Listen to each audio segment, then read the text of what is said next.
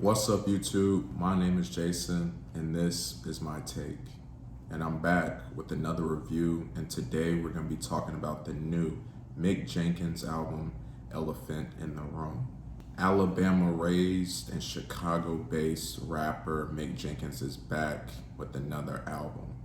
Now, if you're not familiar with Mick Jenkins and his work, I hope that this review can assist in you just diving into his catalog, because this dude is just such an amazing artist. Now, in my opinion, he had one of the best rap records of last decade in The Waters. His flow, his delivery, and his use of water when it comes to his beats, as well as his lyricism and discussing family, love, and self-reflection was just immaculate. Now, while I haven't gotten a project like The Waters since its 2014 release, he still has dropped dope project after dope project, whether it's the healing component, Pieces of a Man, to his EP, The Circus, that he recently dropped. This guy is just consistent, and he knows how to carry a record as well as just dive into real life topics that doesn't come off as preachy or boring. So honestly, going into this new album over here, Elephant in the Room,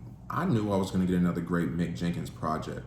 And that's honestly a dangerous expectation to have going into it with such confidence. But to this point, Mick Jenkins has done nothing to show me that he's gonna miss or give me a bad project. And once again, this man delivered what arguably might be his best album since The Waters. Now, on this 12-track project, Mick Jenkins dives into things like divorce, family, his surroundings, but on more simple but effective and smooth production. And with only 4 features on this project, Mick once again just shows that he doesn't really need others in carrying a project. And he did what he had to do from both a rapping and a singing standpoint on this album. Now, this project gets off to a very smooth start with the intro, The Valley of the Shadow of Death, where the valley is referring to his hometown in Alabama, where it wasn't an easy come up, but he used that as his inspiration. Also enjoyed this smoking line that he had in the song, where he talks about Swisher Sweets and then says, I was on them backwoods for weeks, then I got straight to the paper. My paper straight as a crease. And I thought that was just really creative and dope, and kind of talking about how he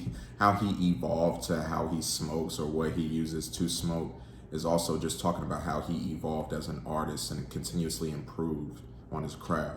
The title alone made the next song interesting, and that being Things You Could Die For If Doing While Black. And this song is literally about what the title says and just how it's just difficult being black to the point where even doing simple things could still get you killed potentially. Mick has a run of just lines where he's like, I just want to do my job, I just want to drink my drink, I just want to sleep in my bed. But it's hard to even do those things sometimes without being paranoid or worrying. Rest in peace to Breonna Taylor, but Breonna Taylor was just sleeping in her own bed. I like the use of the term stiff arm on the song Stiff Arm, where he's talking about stiff arming and distancing himself from people, especially those who changed as he came up. As Mick has progressed as an artist, he's found that when looking at who he's surrounded by and the people that he had to get rid of a lot of them and had to just be to himself sometimes. I think my favorite track on this project is probably Scottie Pippen, which was a lead-off single to this project. And his use of Scottie Pippen and the Chicago Bulls was just genius.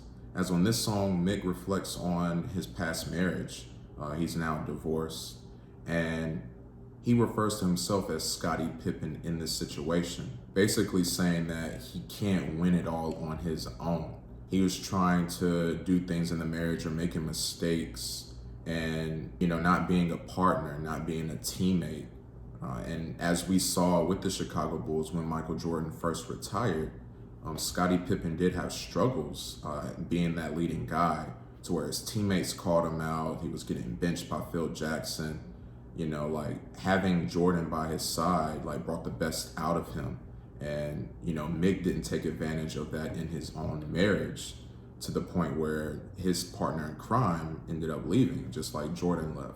I also just love this short line where he says, it's like suicides after practice. I was conditioned this way, and talking about the mistakes he made. And This dude's pen is crazy, man. I loved how he approached writing on this and just talking about different topics. I enjoyed the very soulful Gucci Tried to Tell Me, and I'm still wondering what Mick was talking about on this one when it comes to love in this woman. Like, is he reflecting back on his ex-wife and talking about this, or is this a new woman? But essentially, he's using the Gucci interview that became a meme in terms of being lost in the sauce and talking about being lost in this woman that he's talking about, just constantly being mesmerized and blown away by her. I thought that was really creative how he used that. The song Speed Racer sees Mick teaming up with Chicago rapper and producer Saba, which I thought was a cool combo, but Saba is just on the production side of this. I absolutely love the synth bass that's under this track. And honestly, this whole one feels like something that Saba would rap over. And I think that's why I really enjoyed this, because I really love Saba. He's one of my favorite artists. The song Is This Cigarettes was one of the most interesting tracks on here by far, as Mick speaks on not wanting to die by what he loves, that being rap, as he's seen other artists sacrifice themselves and do things to compromise who they are and go against, you know, their values and their morals. And Mick doesn't want to be a product of this game and of this industry, and compares rap to cigarettes or nicotine, saying that I don't want rap music to kill me, it's what I love. And a lot of people die by the cigarettes that they're addicted to. Mick doesn't want to die from his addiction. And I thought that was really cool. I also enjoyed how he used Andre 3000 in talking about this and saying that, if anything, I'll just go on my Andre 3000, get me a flute, and just like lurk behind the scenes and just do my own thing before I compromise who I am. And that I really enjoyed that part, just thinking about Andre 3000, how he's still around, but he just doesn't see the need to be in the eye of the public.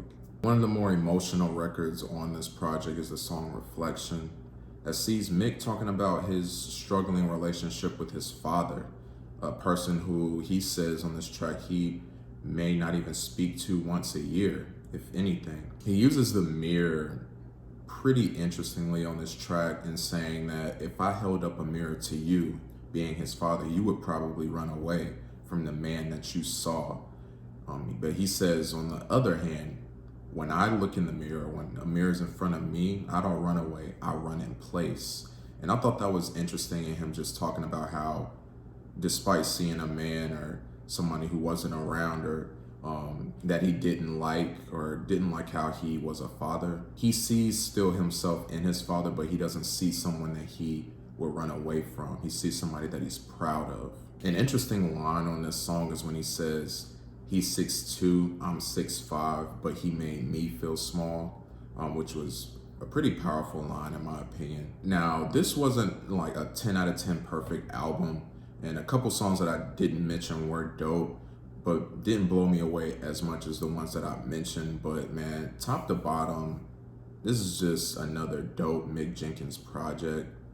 Honestly, one of the best rap albums I've heard this year, and it's gonna make my end of the year list that much tougher now. The production on this album was smooth, the lyricism was top tier and on point per usual. And listen, Mick Jenkins is not a mainstream artist, but I would really advise that you guys give this guy a listen, from this album to the other albums that I mentioned, because he's one of my favorite artists, but he's just so amazing. He's so versatile. He can do a lot of things on the mic, and like I'm just excited to see where he's going from here, because this dude just doesn't miss. He's so consistent, and the momentum that he has, I'm just excited to see what he does next. So I'm gonna give this album an 8.5 out of 10. So what were you guys' thoughts on this new Mick Jenkins album? Did you love it? Did you hate it? What were your favorite tracks? Let's have a discussion down in the comments. Thank you guys so much for watching this video. Tomorrow I'm gonna be dropping a wrap up of some albums that I didn't get to do full reviews on, and that'll be how we end this week off. So please like and subscribe to the channel. I'm Jason. This has been my take, and I'll see you next time.